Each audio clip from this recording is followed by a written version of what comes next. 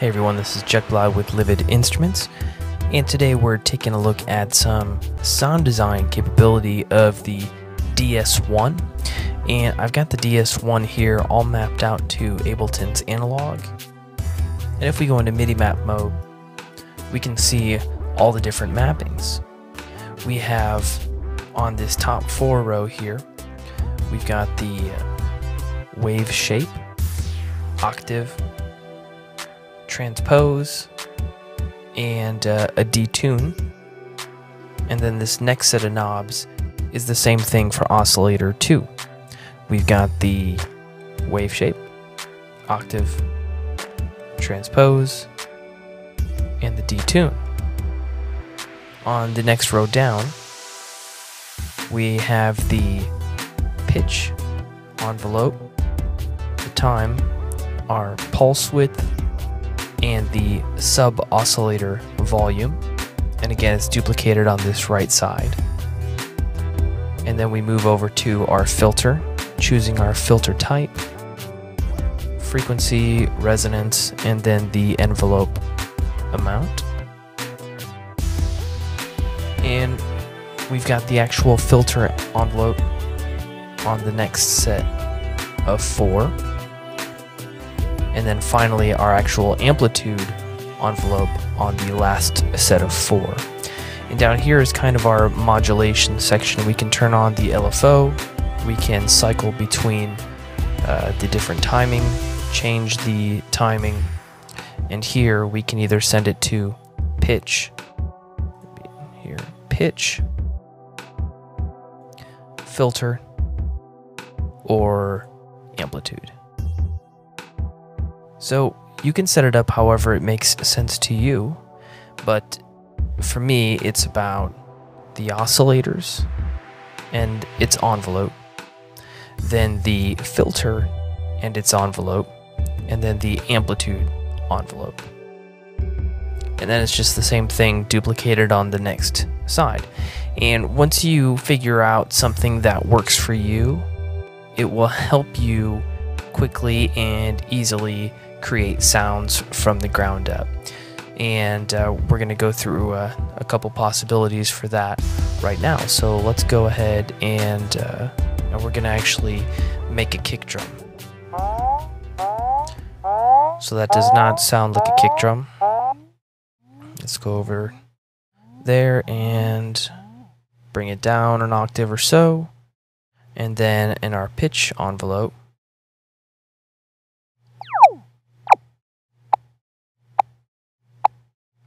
and we're going to turn off the LFO and the frequencies and make sure, there we go.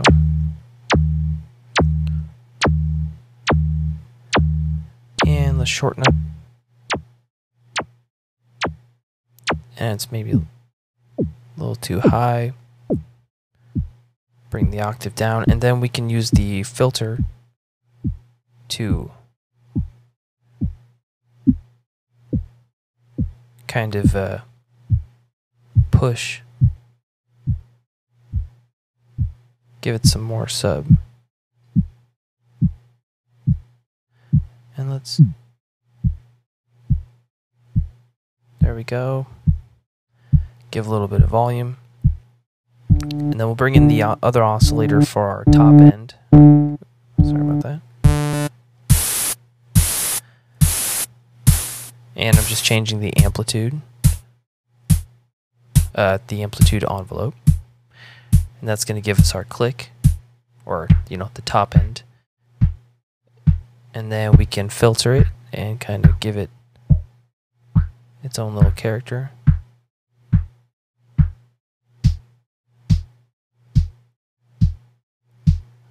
Bring it down a little.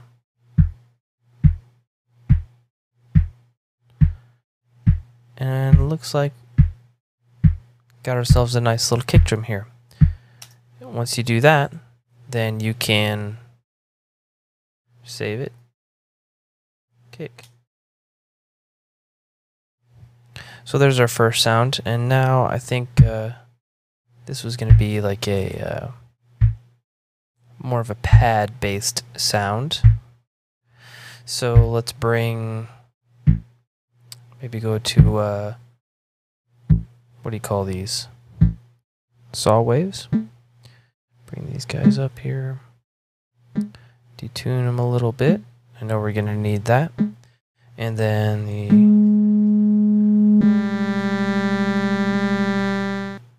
and what's that terrible noise? Probably bring the filter up. And then we've got our detune a little, quite a bit too much. And then, there we go. And then bring our pitch.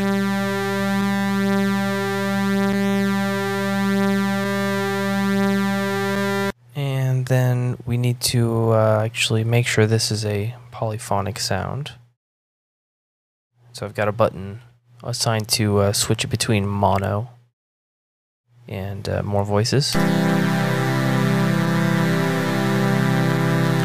So now we've got more of our pad sound, and we're just going to give it some attack.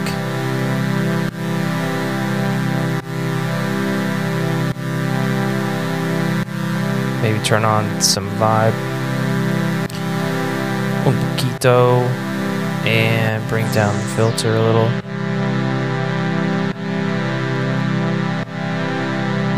And then maybe pan them.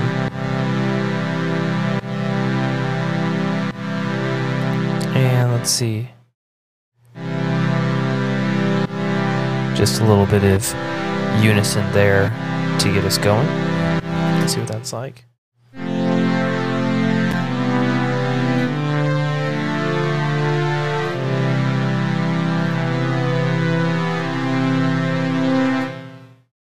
Cool. Nice little old school pad. And next we've got a lead sound. So first thing we're going to need to do, make that mono. And then we're going to go ahead and turn on, what is that, the glide. And shorten up the attack.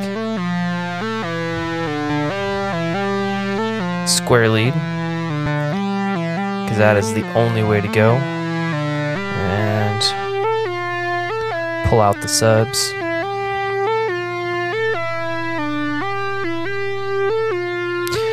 And check out the pulse width a little.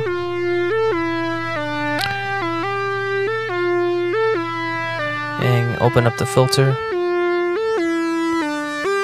And then we're going to give it a little bit of movement by turning on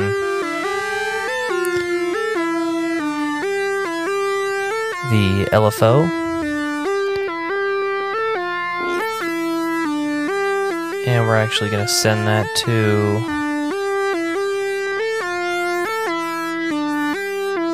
the freak.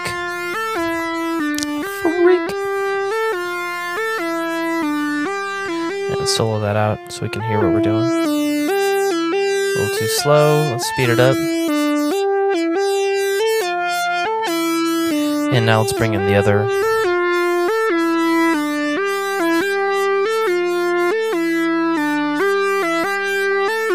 I feel like that's too much movement. And open up that filter more.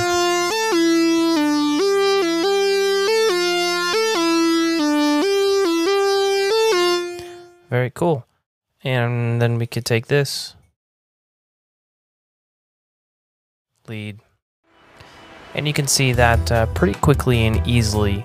Once you get comfortable with your mapping, you can use the DS1 to generate a lot of different types of sounds and patches, and just make your sound design process a lot easier and quite a bit more fun. Thanks for checking it out.